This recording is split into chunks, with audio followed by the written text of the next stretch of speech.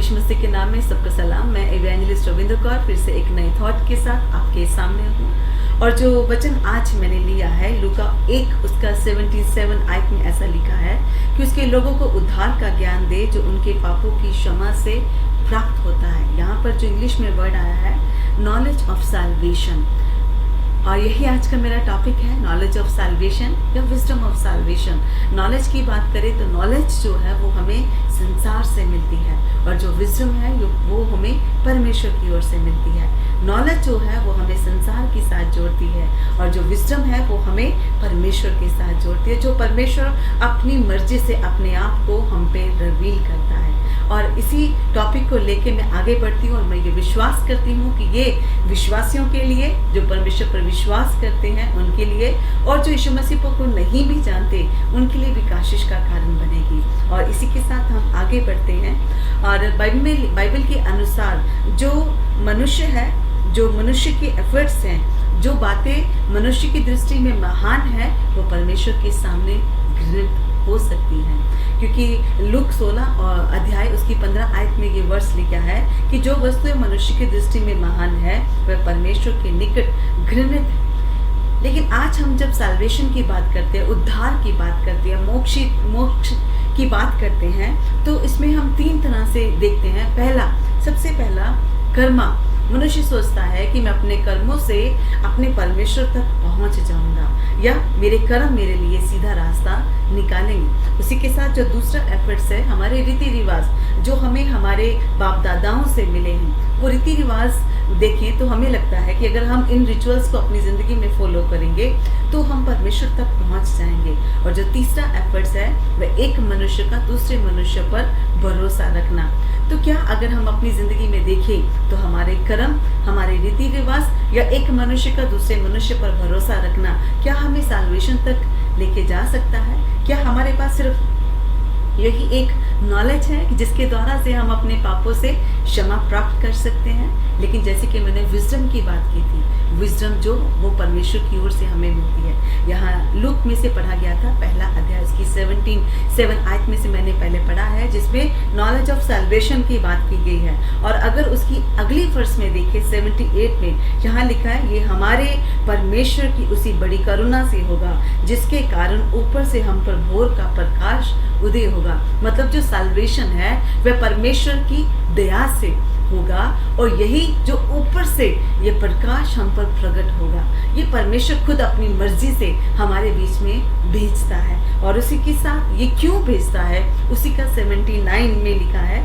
Look से पहला chapter उसकी 79 में लिखा है 79 कि अंधकार और मृत्यु की छाया में बैठने वालों को ज्योति दे और हमारे पांव को कुशल के मार्ग में सीधा चलाए। ये जो परमेश्वर की ओर से विजडम मिलती है उसका कारण क्या है, वो हमें क्यों मिलती है? इसलिए कि जो मृत्यु की छाया में बैठे हैं और जो अंधकार में बैठे हैं उनके लिए कुशलता के और सीधे मार्ग निकाले, और उनके पाँव को सीधे रास्ते पे लेके चले।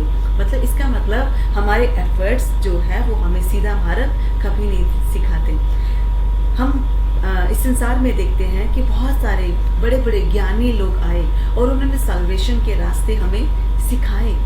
मैं उनके अगेंस्ट नहीं हूँ, लेकिन बाइबल क्या है, बाइबल हमें सैल्वेशन के बारे में क्या सिखाती है? मेरा जो फोकस है वो इस पे है।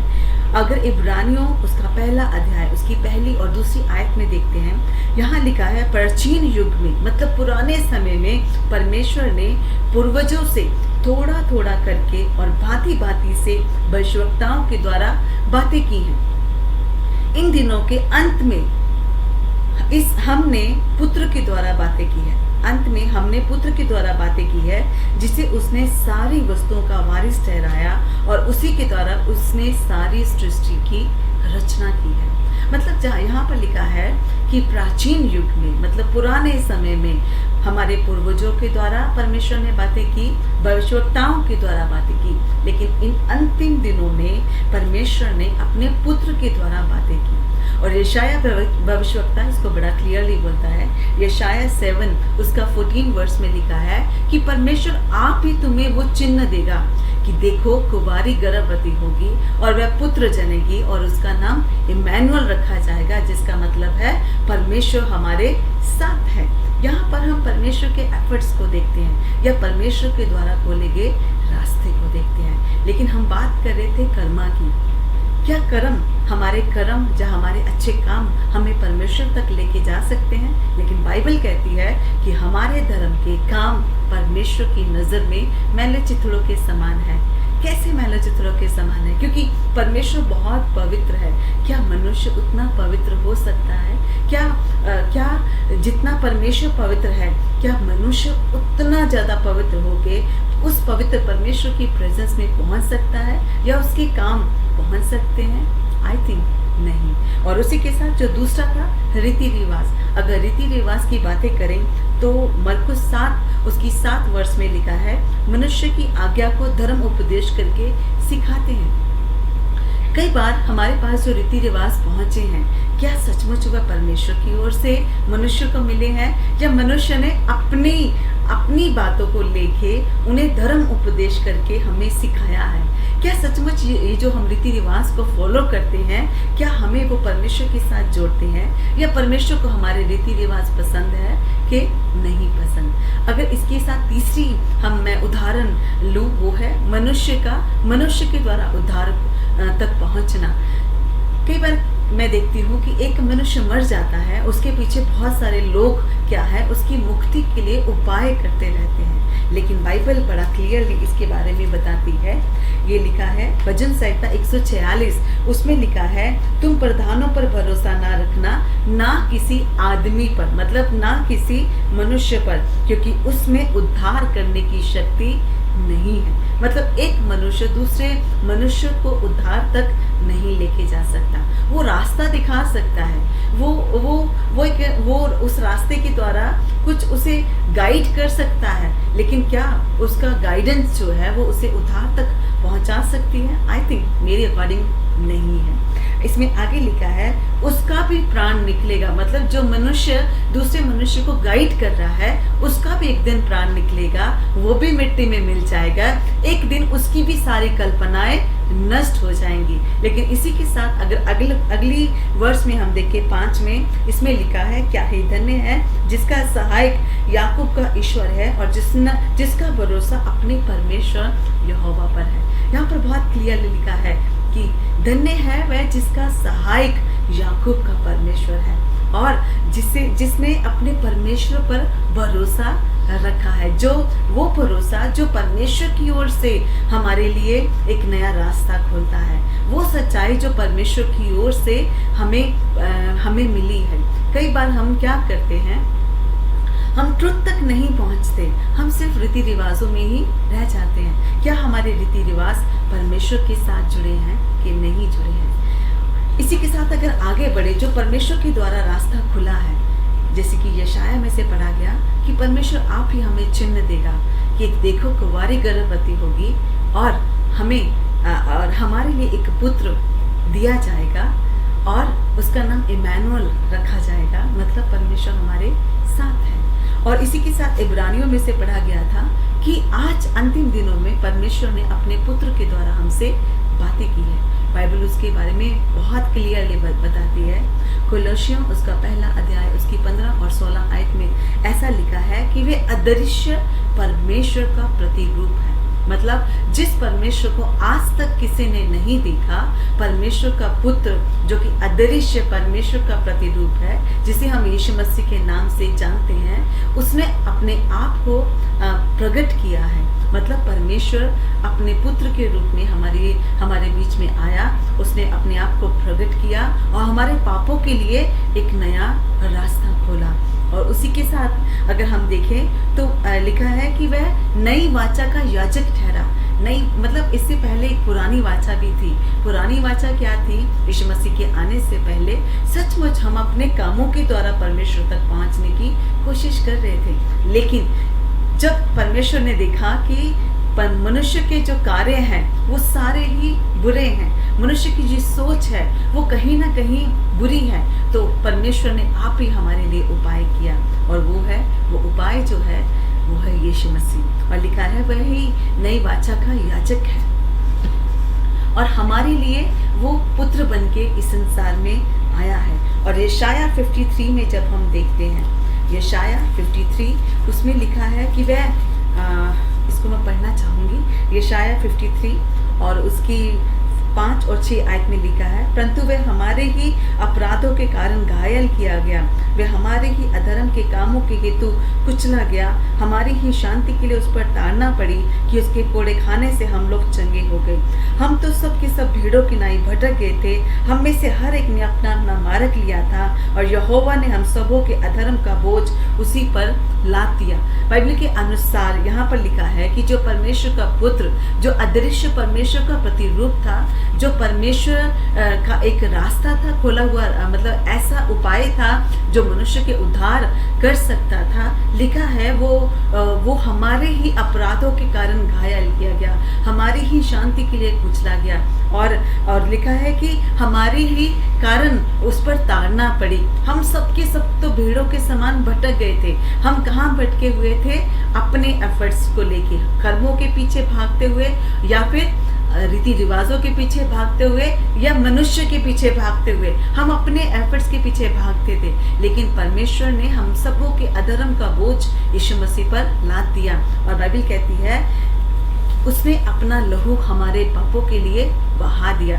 और इब्रानियों अगर उसका 9 अध्याय उसकी 22 आयत में देखे तो वहां लिखा है कि बिना लहू बहाए पापों की क्षमा नहीं है। क्योंकि आई थिंक, मैं सोचती हूँ, ये मेरी सोच नहीं, ये बाइबल बताती है कि जो पाप है वो लहू में है, और जीवन भी लहू में ही है। और उसी के साथ अगर हम आगे बढ़े, इब्रानियों 7 अध्याय और उसकी 24 से लेके 27 आयत में जब हम पढ़ते हैं, यहाँ पर लिखा है, इसीलिए जो उसके द्वारा परमेश्वर के पास आते हैं, बड़ा क्लियरली यहाँ पर लिखा है, हमारे पापों के लिए यीशु मसीह ने अपने आप को बलिदान किया, उसने अपना पवित्र लहू बहाया। यहाँ पर क्लियरली लिखा है, इसलिए जो उसके द्वारा परमेश्वर के पास आते हैं वह उनका पूरा पूरा उद्धार कर सकता है, क्योंकि वह उनके लिए विनती करने को सर्वदा तैयार रहता है। वो हमारे लिए एक प्रीस्ट भी है, हमारे लिए एक उद्धार का रास्ता भी है, वो हमारे लिए एक सच्चाई भी है। और लिखा है, सो ऐसा ही महायाजक हमारे योग्य था, जो पवित्र है और निष्कपट है और निर्मल है और पापियों से अलग और स्वर्ग में भी ऊंचा किया हुआ। मतलब जो हमारे लिए मरा, जो हमारे पापों के लिए उपाय ठहरा, लिखा है कि वो महान है, वो निष्कपट है, वो पाप से अलग है, और इसी के साथ लिखा है कि वो स्वर्ग में भी सबसे ऊंचा है। और उसी के साथ आगे देखिए 27 में लिखा है, वह उन महायाजकों की नाई उसे अवश्य नहीं कि प्रतिदिन पहले अपने पापों और फिर लोगों के पापों के लिए बलिदान चढ़ाए, क्योंकि उसने अपने आप को बलिदान चढ़ा के उसे एक ही बार निपटा दिया। मतलब उसे आम मनुष्य की तरह बार बार उन बातों की ओर जाने की जरूरत नहीं थी कि वो उद्धार अपने लिए पहला उद्धार करवाए और फिर बाद में दूसरे मनुष्य का उद्धार करे। लेकिन बाइबल लिखा है कि वो निष्कपट था, वो परमेश्वर का पवित्र जन था, वो परमेश्वर के प्रतिरूप था, और लिखा वो महायाजक था, और साथ ही साथ वो परमेश्वर का पुत्र था। और उसने जो एफर्ट्स लिए उसके द्वारा से हमारे लिए एक नया रास्ता खुला है। और अगर हम लहू की बात करें, यीशु मसीह ने अपना लहू बहाया, उसके लहू से हमें क्या मिला? सबसे पहले तो पापों की क्षमा, जो कि हमारे लिए सबसे ज़्यादा ज़रूरी थी। आज मैं सिर्फ लहू से हमें क्या मिला उसकी एग्जाम्पल, मतलब उसकी एग्जाम्पल नहीं कहूँगी, आज लहू से हमें आशीष मिली है, उन आशीषों को आपसे शेयर करूँगी। फिर अगली बार अगर हम परमेश्वर ने चाहा तो जो मैं मैसेज आपके साथ शेयर करूंगी, वो लहू से हमें जो आशीषें मिली हैं वो बाइबल में कैसे और कहाँ लिखी हैं उसके बारे में मैं बात करूंगी। और जो लहू से हमें आशीषें मिली हैं, सबसे पहला तो हमें पापों की क्षमा मिली है। उसी के साथ यीशु मसीह के लहू के द्वारा हमें चंगाई मिलती है, और उसी के साथ जब यीशु मसीह के लहू में हम अपने आप को कवर करते हैं तो हमें सुरक्षा भी मिलती है। उसी के साथ यीशु मसीह का लहू हमें नई वाचा में जोड़ता है। मतलब एक पुरानी वाचा थी जो मनुष्य के एफर्ट्स से थी कि वो अपने कामों से धर्मी ठहरेगा, लेकिन नई वाचा वो है कि जो कोई यीशु मसीह पर विश्वास करेगा वो नाश नहीं होगा पर अनंत जीवन पाएगा। मतलब ये नई वाचा है परमेश्वर के साथ, परमेश्वर के लोगों के साथ। और उसी के साथ लिखा है कि यीशु मसीह के लहू को जब हम पुकारते हैं तो जिस पवित्र स्थान में पवित्र परमेश्वर रहता है, तो यीशु मसीह का लहू अपने ऊपर लगा के जब हम उस महापवित्र स्थान में एंटर होने की कोशिश करते हैं आत्मिक रूप से, तो लिखा है वो हमारे लिए पवित्र स्थान का रास्ता खोलता है। यीशु मसीह के लहू के द्वारा ही होता है। और उसी के साथ अगर आगे देखें तो यीशु मसीह के लहू में जीवन है। बाइबल में लिखा है जिसके पास परमेश्वर का पुत्र है उसके पास जीवन है, और जिसके पास परमेश्वर का पुत्र नहीं है उसके पास जीवन भी नहीं है। मतलब यीशु मसीह का लहू हमें जीवन देता है। और उसी के साथ अगर देखें तो यीशु मसीह का लहू हमें स्वर्गीय आनंद भी देता है। मतलब जब हम परमेश्वर के प्रेजेंस में यीशु मसीह के लहू के द्वारा पापों की क्षमा को प्राप्त करके पहुंचते हैं तो सचमुच हम स्वर्गीय आनंद को एक्सपीरियंस करने पाते हैं। और उसी के साथ साथ यीशु मसीह का लहू हमें जीवंत भी करता है। मतलब यीशु मसीह का लहू हमें जीवंत करता है, और यीशु मसीह का लहू इस संसार में हमें सुगंधित धूप के समान भी बनाता है। मतलब यीशु मसीह के लहू के बहुत सारे कार्य हैं। आज इतना समय नहीं कि मैं सब बातों को आपके साथ शेयर कर सकूं, लेकिन हाँ, अगली बार परमेश्वर ने अगर अवसर दिया इन बातों को मैं जरूर शेयर करूंगी। और आज सचमुच हमें यीशु मसीह को पुकारने की जरूरत है, यीशु मसीह के लहू को पुकारने की जरूरत है, और यीशु मसीह के लहू के द्वारा प्रोटेक्शन को पुकारने की जरूरत है। यीशु मसीह के लहू के द्वारा जीवंत होने की जरूरत है। यीशु मसीह के लहू के द्वारा महापवित्र स्थान में पहुंचने की जरूरत है। और अगर आज हम दुनिया की सिचुएशंस को देखें तो सचमुच हमें सिर्फ और सिर्फ यीशु मसीह का लहू ही बचा सकता है। ये मेरा विश्वास है, और आई थिंक ये उस हर विश्वासी का विश्वास है जो प्रभु यीशु मसीह पर विश्वास करता है कि यीशु मसीह का लहू उन्हें शुद्ध करता है, यीशु मसीह का लहू उन्हें पवित्र करता है, यीशु मसीह का लहू उन्हें जीवंत करता है, यीशु मसीह का लहू उन्हें प्रोटेक्ट करता है, यीशु मसीह का लहू उन्हें जिंदगी देता है, यीशु मसीह का लहू उन्हें चंगाई भी देता है। आमीन। हम कह सकते हैं आमीन। सचमुच परमेश्वर ही है जो हमारे लिए उपाय कर सकता है, परमेश्वर ही है जो हमारे लिए नया रास्ता खोल सकता है। ना तो मेरे कर्म मुझे परमेश्वर तक पहुंचा सकते हैं, मेरे अच्छे काम मुझे परमेश्वर के साथ कभी भी जोड़ नहीं सकते, क्योंकि वो मैले चिथड़ों के समान है। ना ही मुझे मेरे माँ बाप ने सिखाया रीति रिवाज, ना ही वो रीति रिवाज मुझे परमेश्वर की उस पवित्र स्थान में लेके जा सकते हैं, और ना ही कोई मनुष्य मेरे लिए उद्धार का रास्ता खोल सकता है, क्योंकि एक मनुष्य जैसे मरता है वैसे ही दूसरा भी आम मनुष्य की तरह मर जाता है। लेकिन बाइबल के अनुसार यीशु मसीह आम मनुष्य की तरह मरा जरूर, लेकिन परमेश्वर की सामर्थ से, क्योंकि वो अदृश्य परमेश्वर का प्रतिरूप था। लिखा है कि मृत्यु उस पर राज नहीं कर सकी, और तीसरे दिन वह मुर्दों में से जी उठा। मतलब वह मृत्यु पर जीवंत हुआ। एक मनुष्य दूसरे मनुष्य का उद्धार नहीं कर सकता, लेकिन यीशु मसीह जो मुर्दों में से जी उठा वो उद्धार जरूर कर सकता है। वो प्रोटेक्ट कर सकता है, वो चंगा कर सकता है, वो छुटकारा दे सकता है, वो जीवंत कर सकता है, वो हमारे लिए नया रास्ता खोल सकता है, वो हमें महापवित्र स्थान में भी प्रवेश करवा सकता है। आइए हम प्रार्थना करेंगे। हे सर्वशक्तिमान पिता परमेश्वर, यीशु मसीह के नाम से हम सब आपकी पवित्र हजूरी में आए हैं।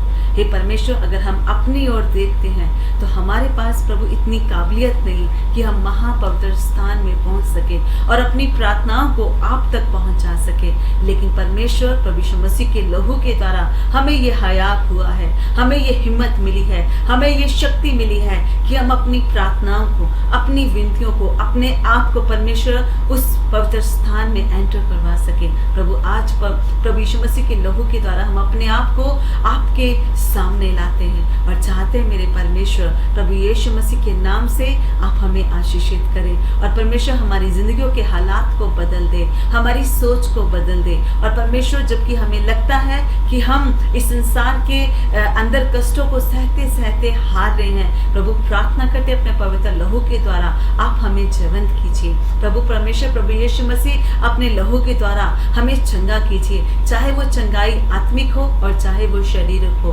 होने दे परमेश्वर अपने पवित्र लहू के द्वारा पूर्ण रूप से आप हमें चंगा कर दें। और परमेश्वर मैं मेरे साथ इस समय जितने भी जन इस प्रार्थना में शामिल हैं उन सबको प्रभु यीशु मसीह में आपके पवित्र लहू में ढांप देती हूँ। और मैं चाहती प्रभु उनके परिवारों को और आगे उनकी पीढ़ियों को परमेश्वर अपने लहू में ढांप ले। और चाहती प्रभु अपने पवित्र लहू के द्वारा एक बड़ा छुटकारा प्रभु संसार में भेजे खुदा। और इस समय जो भी कोविड-19 की स्पिरिट इस संसार में कार्य कर रही है, यीशु के नाम से उसे बाइंड करते हैं। और प्रभु परमेश्वर यीशु मसीह के नाम से उसके पवित्र लहू के द्वारा हम चंगाई को रिलीज करते हैं और प्रार्थना करते परमेश्वर प्रभु यीशु मसीह के नाम से प्रभु जी प्रत्येक वो व्यक्ति जो कोविड-19 से पीड़ित है चंगा होने पाए। और भी कोई अगर जन है या किसी और प्रॉब्लम से पीड़ित है, बीमार है, वो भी यीशु मसीह के लहू के द्वारा चंगा होने पाए। और परमेश्वर प्रभु यीशु मसीह का नाम प्रत्येक जन को उच्च स्थान पर नियुक्त करे। प्रभु यीशु मसीह का नाम प्रत्येक जन को परमेश्वर आशीषों का स्रोता बना दे। प्रभु यीशु मसीह का नाम प्रत्येक जन के अंदर से प्रभु परमेश्वर प्रभु जीवन के सोते को बहने दे। हे परमेश्वर हम सब अपने आप को प्रभु आपके सामर्थ्य हाथ में देते हैं। उन सब परिवारों को जिस समय मेरे साथ इस परिवार में इस प्रार्थना में शामिल है उनको भी आपके लहू में ढांपते हुए सब पर आपकी सलामती सुरक्षा और प्रभु यीशु के नाम से आशीष को मांगते हुए इस प्रार्थना को बड़े विश्वास के साथ प्रभु यीशु मसीह के नाम से मांगते हैं। आमीन। सबको जय मसीह की धन्यवाद करती हूँ। पिछली बार जो मैंने वीडियो शेयर किया आपने लाइक किया, कमेंट किया, शेयर किया। मैं चाहती हूँ अगर आपको ये भी पसंद आए तो इसे भी लाइक कीजिए, कमेंट कीजिए और शेयर कीजिए। अब तक आप मेरे साथ बने रहे इसके लिए आपका धन्यवाद। सबको जय मसीह की।